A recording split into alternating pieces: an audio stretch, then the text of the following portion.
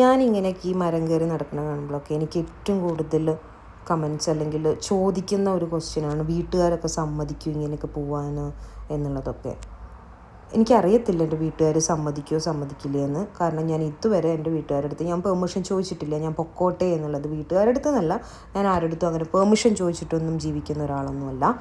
എനിക്കിഷ്ടമാണെങ്കിൽ, എനിക്ക് ആ സ്ഥലത്ത് പോകണം എന്നുണ്ടെങ്കിൽ ഞാൻ രണ്ടും കൽപ്പിച്ച് ഞാൻ പോയിരിക്കും അവിടെ.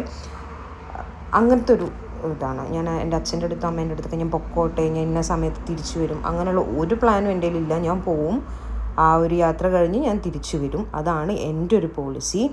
അതിൽ വേറൊരാളും എസ്സോ നോയോ അല്ലെങ്കിൽ അങ്ങോട്ട് പോകണ്ടെന്നൊന്നും പറയാനും അത് ഞാൻ ചോദിക്കത്തുമില്ല, കേട്ടിരിക്കത്തുമില്ല. സോ അതിനുള്ളൊരു റിപ്ലൈ ആട്ടോ ഇത്. പിന്നെ ഈ വീഡിയോയിൽ ഞാനിങ്ങനെ പോണ സമയത്ത് വീഴുന്ന പോലുള്ള ഒരു പോർഷനൊക്കെ കണ്ടിട്ടുണ്ടാവും അല്ലേ, കാറ്റ്. ഞാനിങ്ങനെ കുനിഞ്ഞ് കയറുന്ന വെച്ചിട്ടുണ്ടെങ്കിൽ, നമ്മൾ നിവർന്ന് കയറിയിട്ടുണ്ടെങ്കിൽ കാറ്റടിച്ച് പുറകിലേക്ക് വീഴാനുള്ള ചാൻസ് ഭയങ്കര കൂടുതലാണ്. അത് ടോപ്പിലേക്ക് പോകുന്തോറും കാറ്റും തണുപ്പും.